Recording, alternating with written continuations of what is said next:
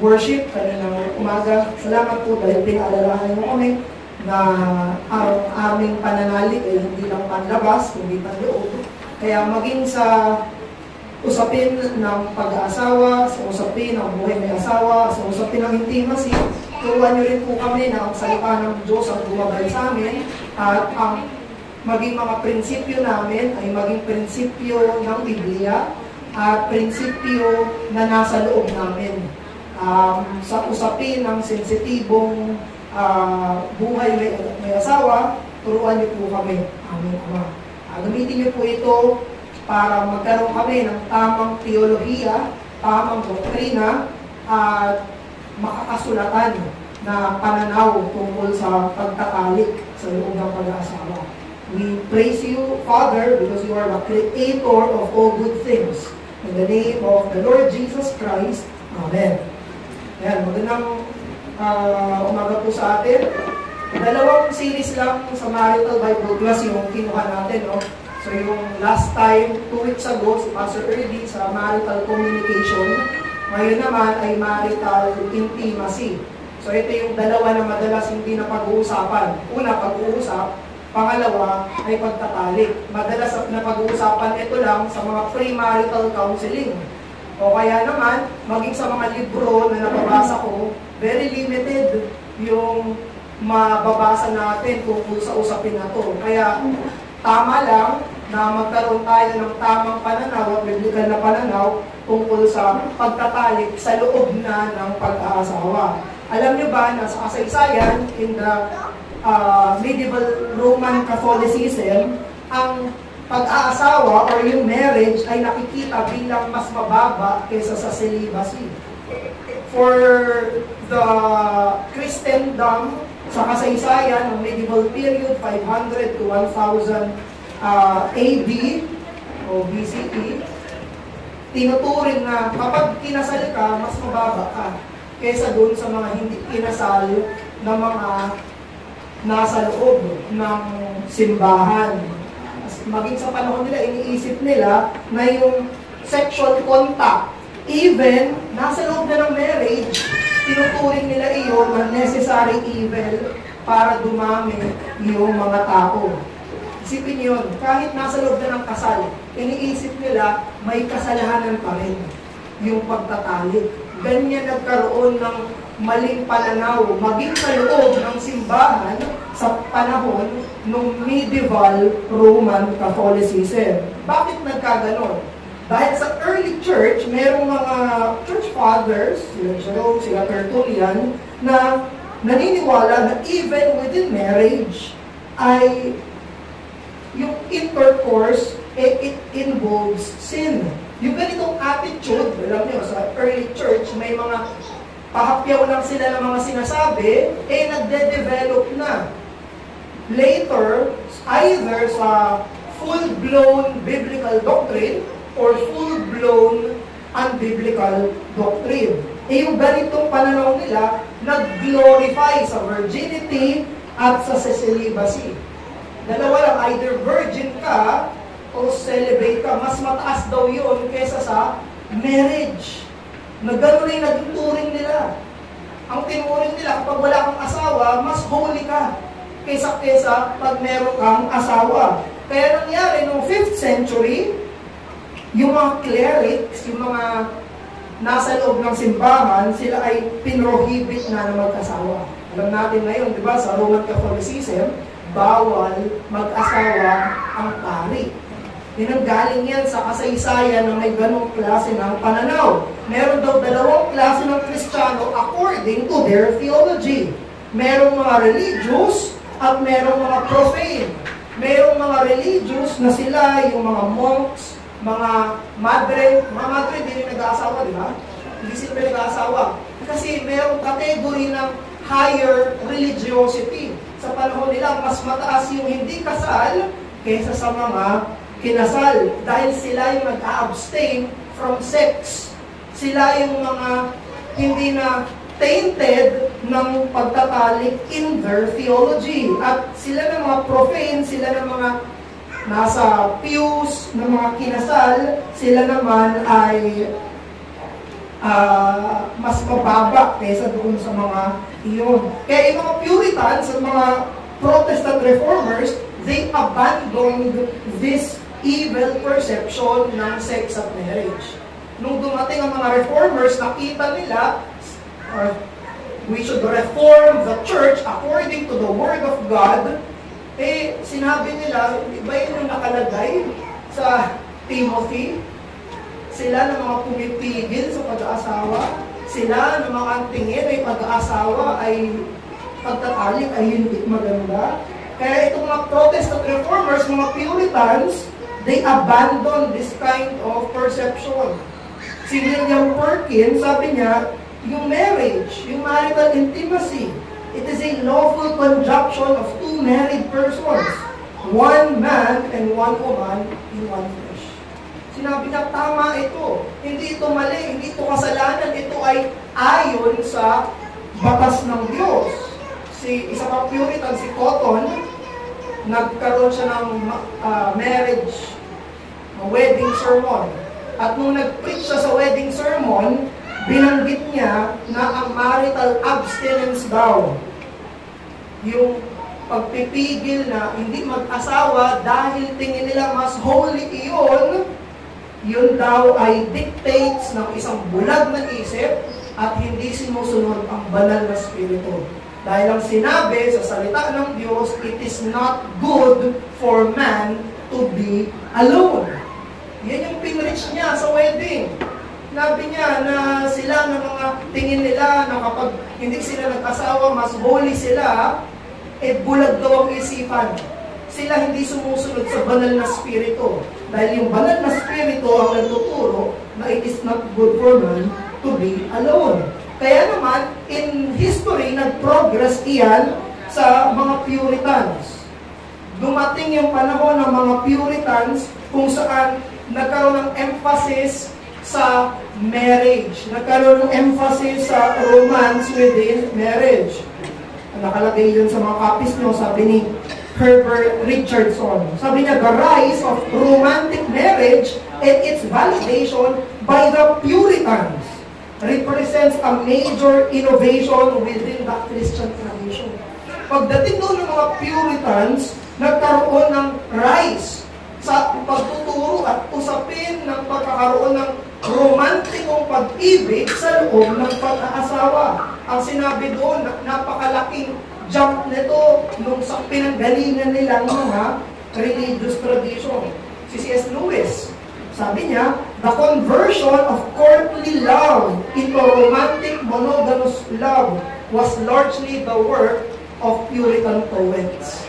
Yung mga Puritans daw yung nag-urge sila yung pinanggalingan ng magkaroon ng reformation sa loob ng marriage, sa usapin ng intimacy. Kaya, kung gusto natin maging biblical sa usapin ng pag-aasawa, kailangan makita natin ang kagandahan at kabutihan ng pagtatalik bilang regalo ng Diyos na nakasaad sa salita ng Diyos. If you want to be biblical on how you perceive marriage, kailangan makita mo maganda at mabuti at intimacy sa loob ng pag-aasawa. Regalo iyan ng Panginoon. Yan ay nakasulat, disenyo, nilikha ng Diyos. Pero ano nga bang itsura ng sex sa panahon natin ngayon? Sa 2024. Makikita na natin, very sexual na ang culture natin, ano? Makikita nyo na puro sex sa usapin ng entertainment, sa usapin ng kakatawanan, sa usapin ng mga movies, sa usapin ng mga kanta, sa usapin ng mga jokes, at sa usapin ng pornography. May nabalita pa nga, isa daw Pilipinas, sa pinakamataas na porn viewing, porn consumption. Nakita nyo ganyang katalamak sa lahat yung usapin ng sex. Iniisip nila, entertainment ito, iniisip nila, pwede mo itong pag-usapan ng biru-biruin lang, gawing kakatawanan lang, sa mga palabas, nakalabas lahat ng mga dibdib, naka-bikini, ganyan na. Wala nang palabas movie ngayon na hindi nagpapakita ng ganon. Sa mga businesses naman, ginagamit nila yung sex bilang marketing strategy sa kanilang business. Makikita niyo yun, kapag mayroong mga kalendaryo, puro nakabikini. Nagbebenta lang ng kotse, anong kinalaman nun sa mga hubad na babae.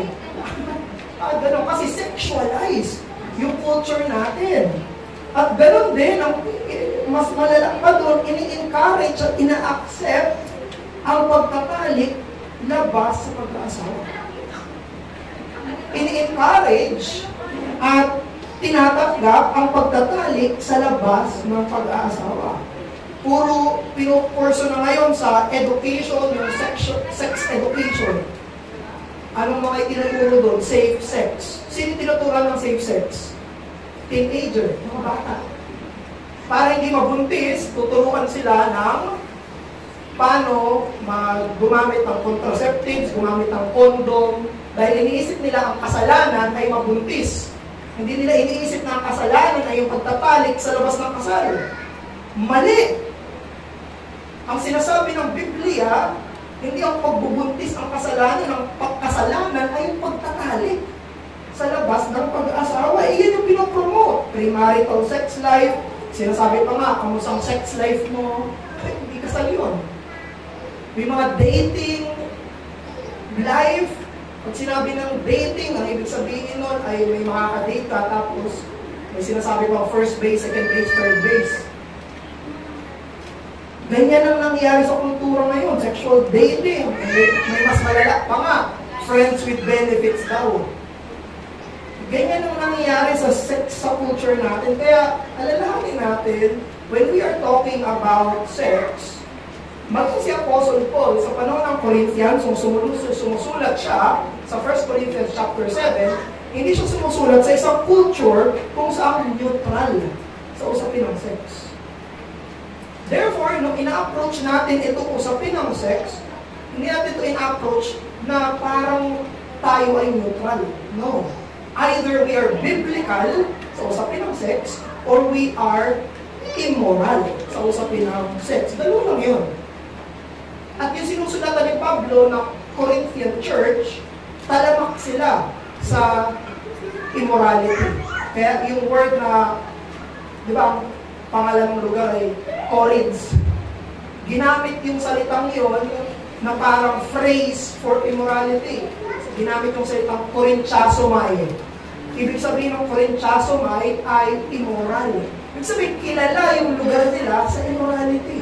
Nung nagsulat si Apostol Pablo sa Corinto, kasi largely 1 Corinthians 7 yung titignan natin, nung sinulat niya 1 Corinthians 7, hindi neutral yung mga pinakausap niya. Hindi neutral yung church. Yung church ay nasa isang lugar kung saan katulad din natin ngayon. Kung saan isang bukas mo lang ng TV, puro extramarital sex. Makinig ka lang ng kanta, extramarital sex. Paglabas mo lang, hindi pa lumalabas, puro extramarital sex. Ang nangyayari.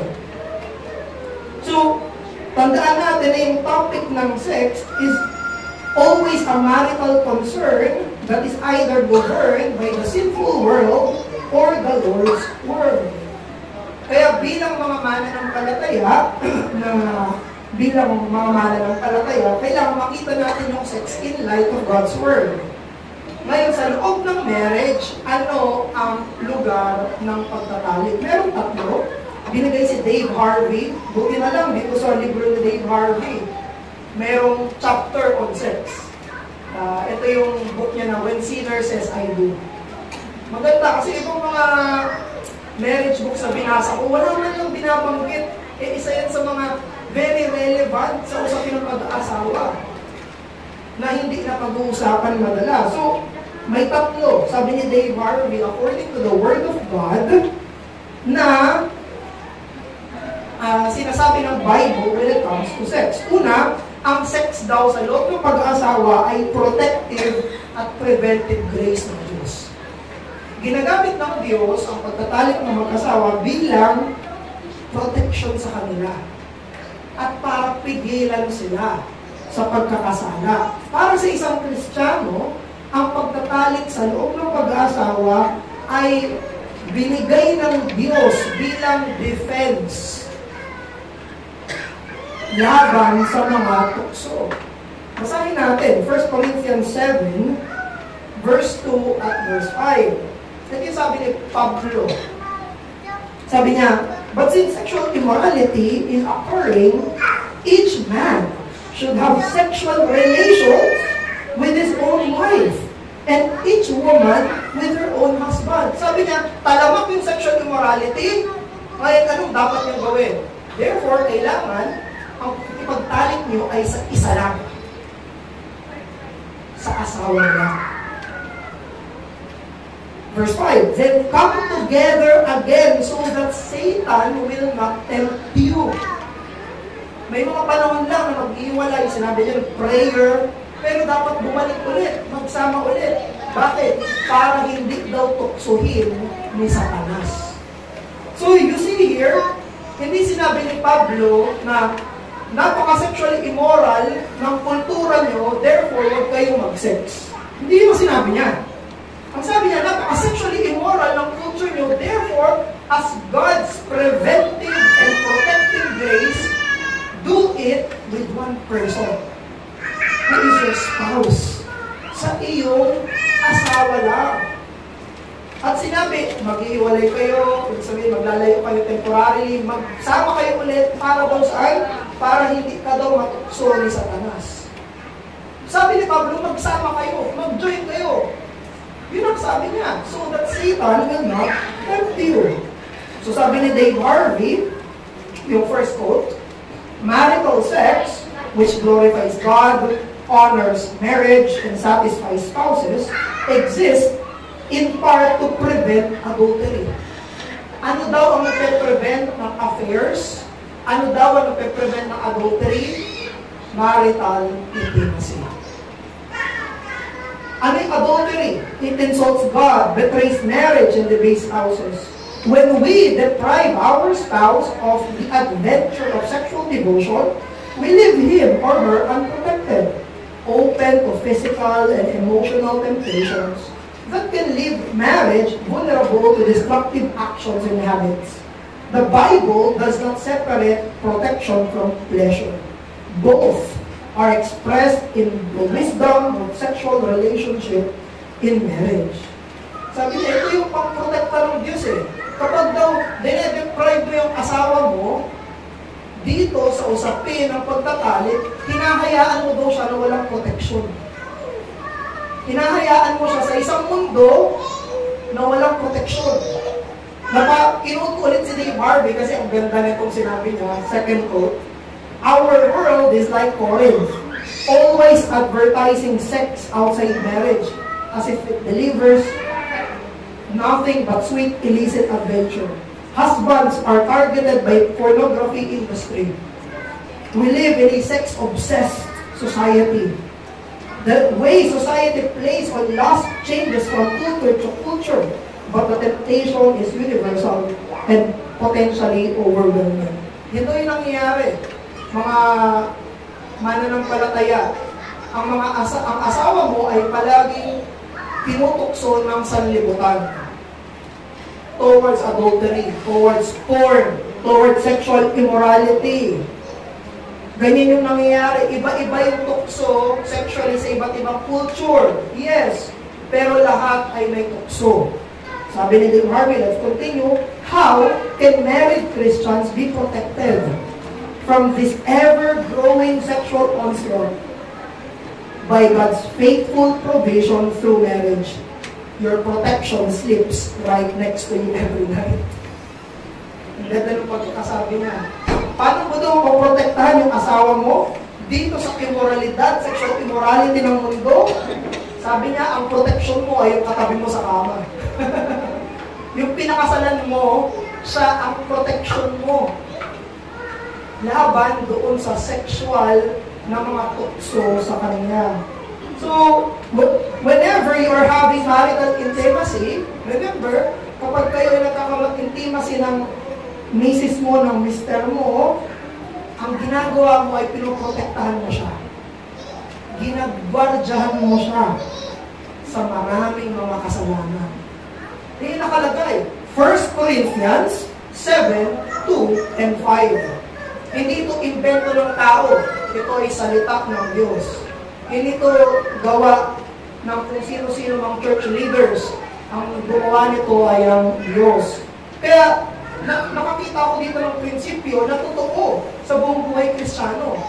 Na ang panlaban pala sa makasalanang kasiyahan ay ang mga banal na kasiyahan. It is holy pleasures. They protect us from sinful pleasures. Pangalawa, sa usapin ng pagtatalik sa loob ng marriage, ay yung sense ng ownership. Sino ang nagmamay-ari sa'yo? Yun yung usapin. Sino ang nagmamay-ari sa'yo kapag kasal ka na? Anong sinabi ng Diyos? The two shall become one flesh. Ang sabi ni Pablo, hindi mo na pagmamay-ari ang sarili mo. Kapag kinasal ka na, hindi na, ikaw ay hindi sa'yo lang. Pagmamay-ari ka na ng asawa mo. There is ownership. Hindi kayo hiwalay, hindi kayo dalawang tao lang na tinalian lang. Ang sa harap ng Diyos, kayo ay iisa. May, di ba pag nag-divorce, sabi ng, hindi ko susubang kita ng divorce, pero sa divorce, hinahati lahat, di ba? Nung mga pagmamay-ari nila. Kasi even in their possessions, sa mata ng batas, iisa. Wala nang, sa'yo lang yan, sa akin lang to. Even sa mata ng batas, na inaanino ang batas ng Diyos, kapag nag-asawa ka, hindi na kayo magkahiwalay.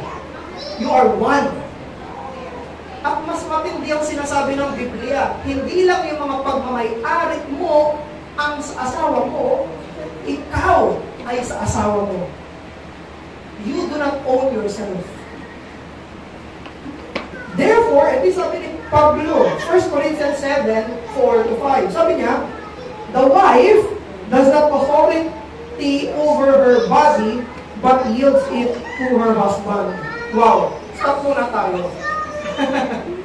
Kapag binanggit mo ito ngayon, nang hindi mo sinasabi yung verse, anong tingin mo magiging reaction ng marami? Biglang may magsabi na lang sa isang misis, Mrs., wala kang otoridad sa sarili mong katawan. Kung hindi, ang katawan mo ay dapat magpasakop sa mister mo. Huwag mong sabihin ng 1 Corinthians. Ano magiging reaksyon ng mga tao? Even ng mga Christian. Anong sinasabi mo dyan? Anong sinasabi mo? Hindi ko na pumayari ang katawan ko. My body, my rights. Ano? Ang sabi nila? My body, my choice. Katawan niya daw yun. Yan ang nakikita natin sa culture natin ngayon sa 2024. Even sa loob ng marriage, hindi nila nakikita yung repercussion ng marriage. Iniisip nila, nagpakasal lang na sila, pero hindi nila pagmamay-ari ang isa't isa. Pero in the Bible, when you are married, you do not own yourself. Now, continue natin. In the same way, ganun din naman. The husband does not have authority over his own body, but yields it to his wife. Yung lalaki, hindi niya na pagmamay-ari yung katawan niya. Yun yung pagmamay-ari, nino? Ng misis niya. Sa misis niya ang katawan niya.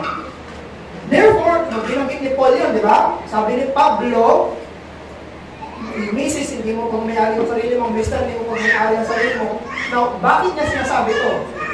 Bakit niya sinasabi yun? Sabi ni Paul, do not deprive each other except perhaps by mutual consent and for a time so that you may devote yourself to prayer. Ang point ni Pablo, bakit niya sinabi yun, ay para hindi daw i-deprive ng mag-asawa yung rights ng ownership ng asawa niya. Then come again so that Satan will not tempt you because of your lack of self-control. Binanggit ni Paul yun, exegetically ito exegetically, ang nakalagay doon sa scripture, bakit niya sinabi na hindi mo may-ari ang sarili mo dahil para huwag mong i-deprive ang asawa mo sa karapatan niya. May karapatan ang asawa mo sa iyo. sexually. Your husband has rights of ownership of your body sa wife, at ang wife naman ang may rights over ownership sa kanyang husband's body. Now, according kay William Perkins, ito daw sa usapin ng marital sex, ito daw ay due debt at due benevolence, na ang mag-asawa ay they owe to one another. Meron silang obligasyon sa isa't isa. Kaya yung sinabi ng scripture na the two shall become one flesh. May isang case pa nga, yung quotation dyan, may isang record sa history kung saan na church discipline yung isang mister. Church discipline ba siya? Excommunicated pa nga eh. Na-excommunicate yung isang mister dahil dineprive niya sa sexual need ng kanyang misis for a long period of time. Grabe. May isang record daw nung panahon ng mga Puritan na isang lalaki ay nag-discipline dahil hindi niya ginagawa yung kanyang obligation, sexual obligation sa kanyang misis. Kaya, alalahanin natin na ang marital intimacy, dinisenyo yan ng Diyos para ma-cultivate natin ang selflessness natin, imbis ang selfishness natin. Na ang pinaprioritize natin ay ang karapatan ng asawa, hindi ng sarili. Ang priority natin ay hindi sarili kung hindi si Mrs. Ang priority ni Mrs. ay si Mr. Dinisenyo ng Diyos ang pag-asawa for selfless reasons. Pangatlo, na sinabi ni Dave Harvey ay kasiyahan. Nilagay ng Diyos ang intimacy sa loob ng marriage for delight. Kasiyahan. God intends for our greatest joy in marriage to come from being the primary source of joy of our spouse. Dito binanggit ng confession dahil noong medieval period, ng Roman Catholic Church, isa lang ang purpose ng marriage, para mag-anak. Yun lang. Yun lang ang purpose. Wala nang ibang purpose. Yung pinaka-intro natin, yun ang purpose, mag-anak lang. Pero dito, binabanggit sa confession natin. Binabanggit mismo sa scripture, mapuntahan natin ang Songs of Solomon later, na binigay ng Diyos ang sexual intimacy sa loob ng marriage for joy, for our creaturely gladness, para sa kasiyahan. Sabi ni John Piper, ang dami daw ng miserable sa marriage, miserable sa kanilang marriage, hindi dahil nagsisik sila ng pleasure, kung hindi dahil hindi nila sinisik yung pleasure sa kanilang asawa. Ang misery daw, sabi ni John Piper, sa marriage, hindi dahil hindi sila nagsisik ng pleasure, pero sa iba nila sinisik yung pleasure. Si Mister, hinahanap niya yung pleasure sa hindi nga misis. Imbis na yung misis. Si misis, sinisik niya yung pleasures, hindi kay Mister, kundi sa iba. Yan daw yung misery ng marriage, sabi ni John Piper. Many marriages are miserable not because they are seeking pleasure, but they are seeking pleasure in the wrong place. Kaya nga sila pinag-asawa para hanapin nila yung joy at intimacy sa kanilang pinakasalan. Kaya sinabi ni Dave Harvey, si Dave Harvey pa rin yata ito. Si Dave Harvey pa rin ito. Kaya sabi ni Dave Harvey, sa totoo lang, alam nyo, dahil natalamak yung sex culture ngayon, may mga ano pa sila dyan. Kino-qualify pa nila ano yung best sex. May mga ganyan pa silang mga sinasabi. Outside marriage. Pero sinasabi ng scripture na ang best intimacy ay kapag masaya yung asawa mo. You are happiest when your spouse is happiest in your intimacy. Hindi naman talaga, hindi ka magkakaroon ng kasiyahan kung kayong dalawa ay intimate pero ayaw naman ng asawa mo.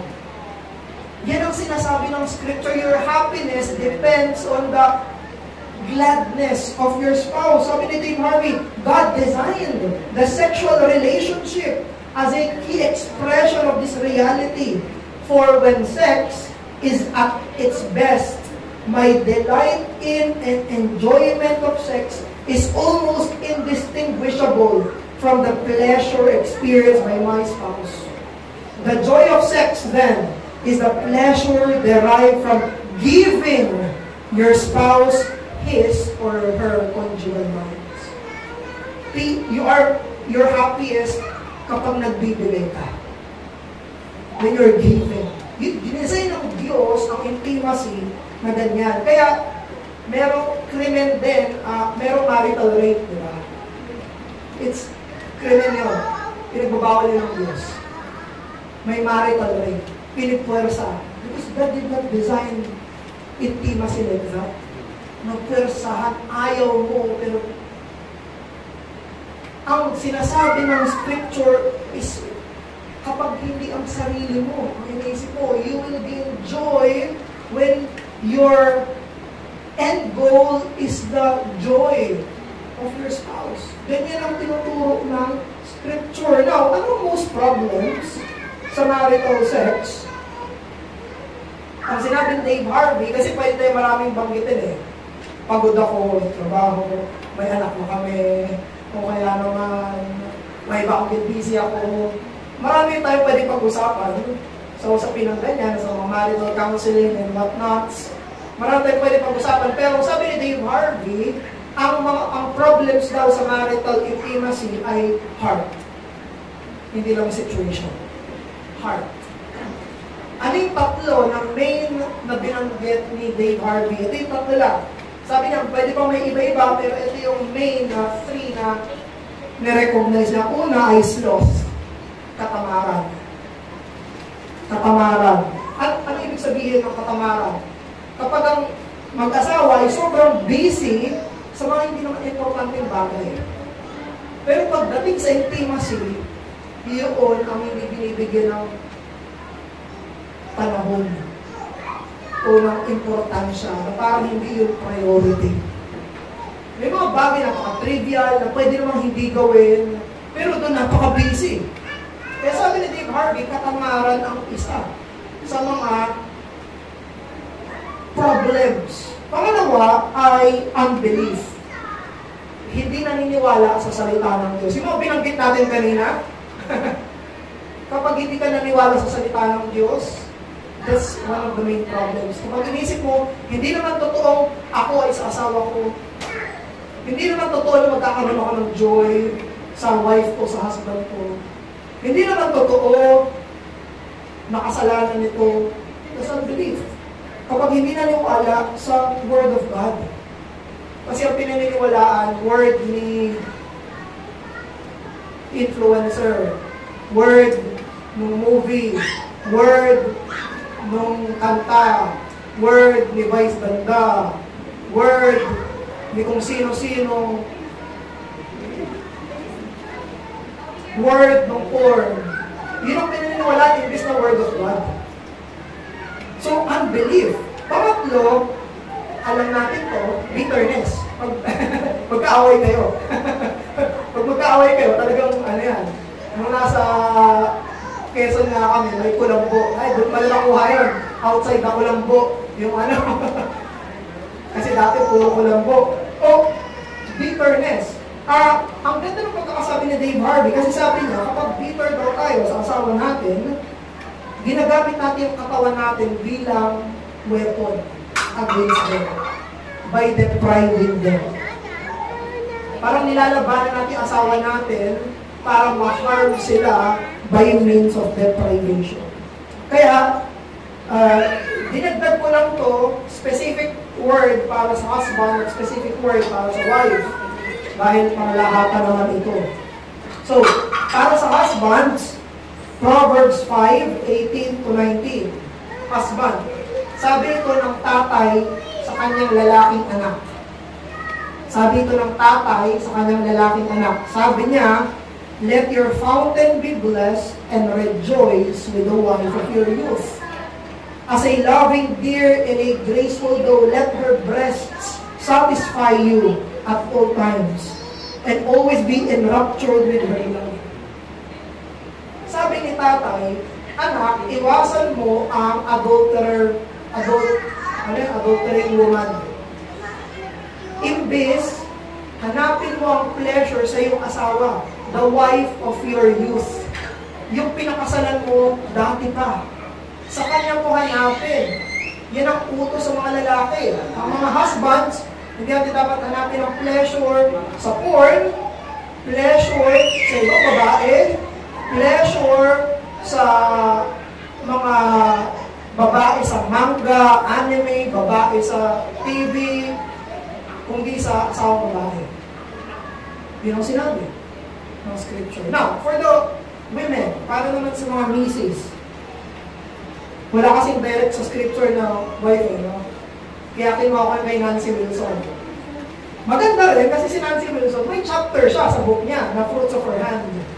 So, recommended ko to sa mga kababaihan. Basahin niyo yung book ni Nancy Wilson na Fruits of Her Hand.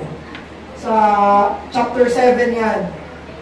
Sabi ni Nancy Wilson, how can a woman tend her own garden? Kasi ang pagkakabanggit sa Songs of Solomon, ang woman ay parang garden. Hindi yun yung sa preaching ni PJ kanina, ha, na walang bunga. Iba yan, di ba? Context yun. Yung sinasabi dito ay pangumulaklak. Yung garden na yun. Sabi ni Nancy Wilson, paano mo daw i-cultivate yung garden mo? Sabi ni Nancy Wilson, by being affectionate, approachable, warm, and responsive. Sabi niya, kailangan ikaw, babae, affectionate sa husband mo, approachable sa husband mo, warm sa husband mo, responsive. Women, tandaan niyo, ito si Nancy Wilson, ay asawa ni Doug Wilson. Babae ito. Babae ito. Mrs. ito. Sabi niya, women know too well how to be cold and unresponsive when they want to be. Master na ng mga misis kung paano tanggihan si Mr. Sabi ni Nancy, master, kabisado niya na yan. Alam, madali lang yan para sa kanila. Pero sabi niya, this is like hanging a sign out of the garden wall that reads in large letters, no trespassing. Yung mga misis, kabisado nila kung paano tanggihan si Mr. Nakalagay, bawal pumasok dito. No trespassing.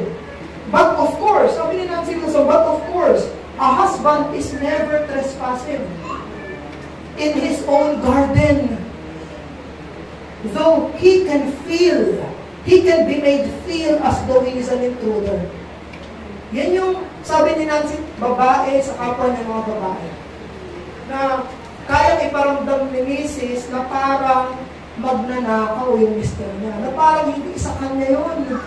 Na parang nagte-trespass siya. Sa kanya naman yung garden na yun. Kaya sabi ni Nancy Wilson, how can you tend your garden? Be affectionate, approachable, warm, and responsive. Now, yung final notes na natin sa Songs of Solomon, yung Songs of Solomon, pinagtatalunan kung ano yung interpretation nito. Kasi itong Songs of Solomon, parang, ano lang siya romance book. Parang romantic book siya. So, pero alam natin na twofold ang interpretation ng Songs of Solomon. Una, it's about Jesus and the church. Kung paano gustong-gusto ni Jesus ang kanyang iglesia at ang iglesia ay gustong-gusto si Jesus dahil ang husband-bride metaphor ay about sa gospel. Ephesians chapter 5. However, tandaan natin, yun ang in-image. Therefore, merong nag-i-image. Ang nag-i-image ay yung marriage. Songs of Solomon is secondarily about human marriage and intimacy. Sabi ni Frederick Putnam, the song is not just about sex, but it is about intimacy, one aspect of which is a sexual. Hindi naman puro sex ang Songs of Solomon, pero part noon, yung usapin ng marriage. Kaya against ito dun sa false theology na ang katawan ay hindi pwede gamitin spiritually. Yun yung ancient heresy, no? Lahat ng physical ay masama, lahat ng hindi physical ay mabuti. Mali. Mali. Kasi maging ang mga physical things can be used spiritually. Even ang intimacy within marriage ay under ng obedience. Spiritual obedience sa Diyos.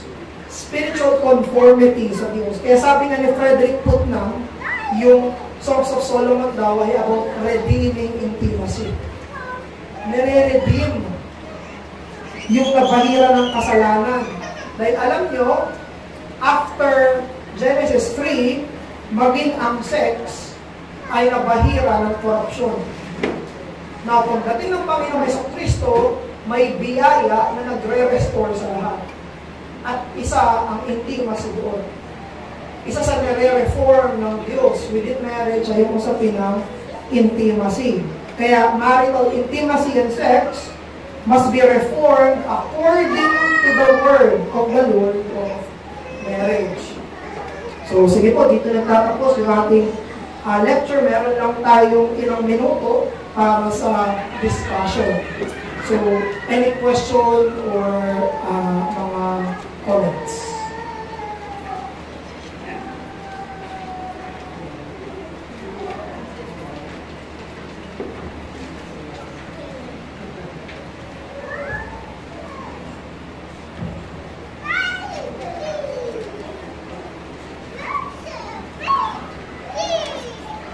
Any question po? Or comments?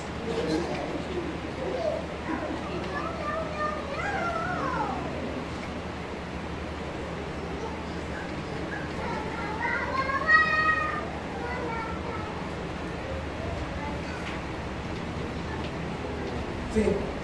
Sir, halimbawa po, dahil bago ka ikasal, involved ka sa, yung parang mahilig ka manood ng porn, ganyan, bago ka ikasal ka. Tapos nung nakasal ka na, parang pag nakakita mo yung asawa mo, yung mga napanood mo yung may iisip mo. So, parang yun yung nag-report sa'yo, para maging intimate sa asawa mo, dahil nga naging kristano ka na, or ano ba. So, pwede po bang sabihin na mag-withhold ka or mag-withhold mo yung bagay na yun sa partner mo dahil nga parang doon mo nakikita na kapag ginagawa niya ang ngayon is nakakapag-isip ka ng bagay na hindi perfect. Thank you po doon. Yes, merong effect ang immoral culture natin sa loob ng marriage, lalo na kapag ang isang lalaki o isang babae, bago siya pumasok ng marriage, ay meron siyang masyadong addiction sa pornography and other sexual immoralities. Definitely meron. Pero, doon pumapasok yung usapin ng repentance at mortification. Dahil hindi yung naglalast forever yung mga memory na gano'n. So, hindi yung naglalast parang forever yung naaalala yung mga dati.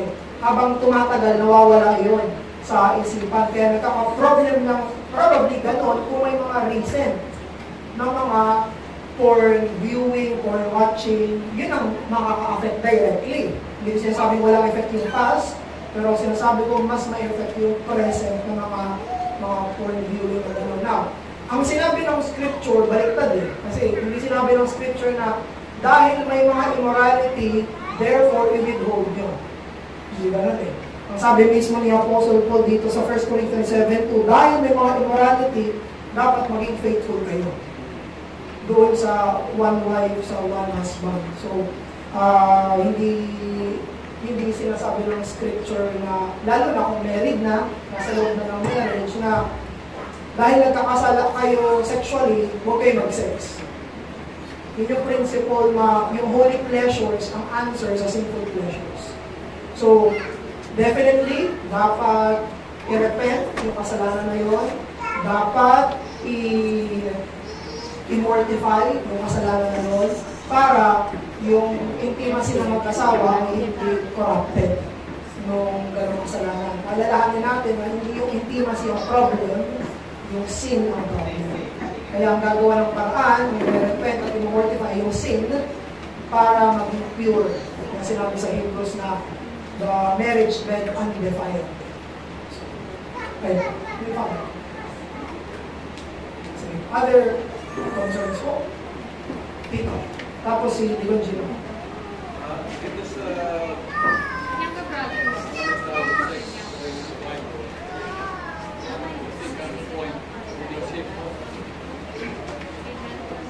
marriage beings that our bodies are friends for the grace and service of our Lord. Tapos, may scripture reference, 1 Corinthians 5. The wife does not have authority over her own body, but yet her husband. In the same way, the husband does not have authority over his own body, but yet his wife. Do not require each other, perhaps by mutual consent, and to a time that we go to prayer and come together here. Satan will now send you because of alam na lang natin na accepted na given na magkaiba yung rights natin, sexual rights ng babae o ng asawa ng babae ng lalaki. So, kung ma-understand ng babae na kung agresibo ang asawa o ang babae naman, understand ng lalaki na agresibo siya, kailangan maintindihan nila na ang advice ng scripture na their body is not their own authority but their own spouse. So, by so doing, bawat kung minsan ang asawa magkilig. Although ang asawa na natutundisyon, pero kailangan ang kanyang asawa. So, magbibigay siya. Hindi na ipagkait. Diba? Pagkait. Kasi kung ipagkait niya, violated na yung scripture dito. No? Na deprive mo ang iyong asawa. Eh, kung i-deprive mo ang asawa, maghanap yun sa labas. Magkano, di ba? Kaya naging ownership and protective, ang sabi dito, protective and preventive. Kaya kasi kung hindi yan mag-control, na rin, magkakasal tayo outside our marriage. So yun ang nabay na dapat kung mag-asawa, we view this particular area na hindi ibig sabihin na asawa mo agresibo ay manyakis na. Hindi ibig sabihin na manyakis ka lang yung asawa mo. Amonyakis, yung sa hindi mo asawa. Pag-asawa mo, hindi mo manyakis. Asawa mo yun eh. Asawa na tayo ng ganyan, di ba? So, we need to be very understanding that, no? Dapat intindihan ng bawat isa. There are times na kailangan. Kaya,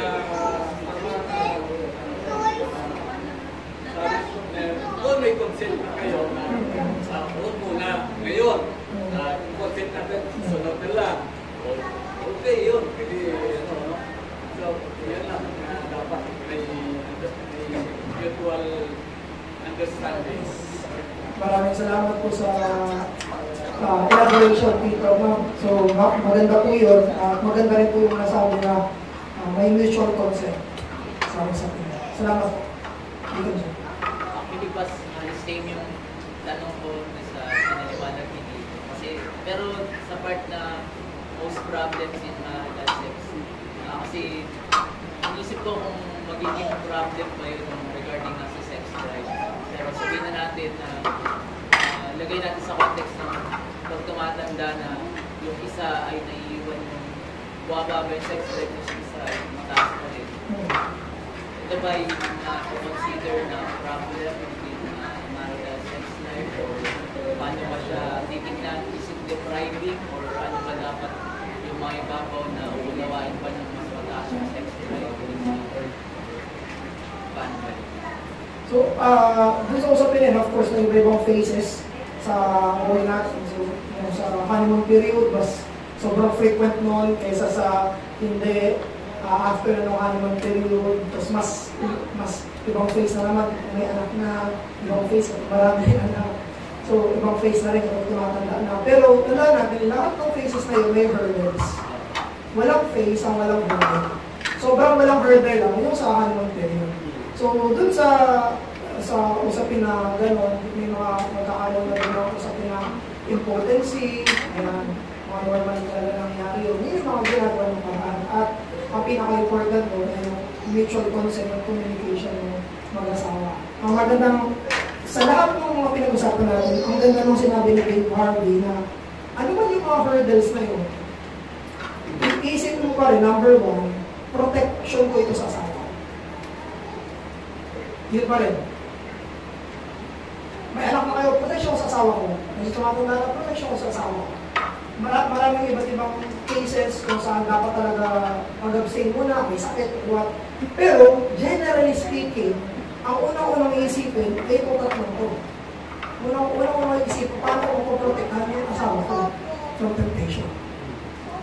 Ito yung needs. Pangalawa, hindi ko mamayari ng sarili ko. Yun pa rin, babalik pa rin. Pangatlo, binigay ito ng Diyos. We should have faith in God na binigay sa akin ito ng Diyos for our gladness. At sa gladness ng spouse ko. So, actually, struggle ko yan habang nag-prepare. Kasi inisip ko, paano yung ganito? Kasi wala pa naman ako dun eh. However, kung babalik pa rin tayo dun sa, again, may mga kailangan siyang i-deal. Pero babalik pa rin tayo dun sa mga hindi sa situational o hindi sa principle. Kasi mga situations dapat mag-adjust sila based sa principles. Hindi sitwasyon na magdidikta ng buong buhay. Hindi sitwasyon na magdidikta ng buhay. Ito yung sitwasyon ko, therefore, babaguhin ko yung prinsipyo. So ito yung prinsipyo, therefore, sa sitwasyon na to, paano ako makakasunod sa prinsipyo ng salita ng Diyos. So, ginagawa ng paraan yun. So, pag medyo sobrang busy na, gagawa ng paraan. Pag may ang dami ng chikiting, gagawa pa rin paraan.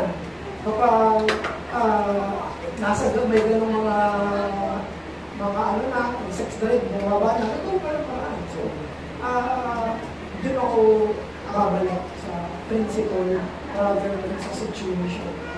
Dahil dapat na i-consider natin ay yung word of God.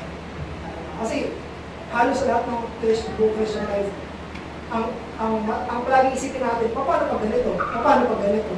Legitimate yun. Na question, paano pag ganito? Pero ang priority doon, ano yung sinasabi ng Diyos? So, mag-a-adjust yung mga, paano ba yun? Parang yung mga situation na ibabalik ko pa rin, okay, dito ka. Nagsalita ng Diyos. So, may mga adjustments, may mga temporary abstinence, sabi ni Paul, pero hindi yung normal.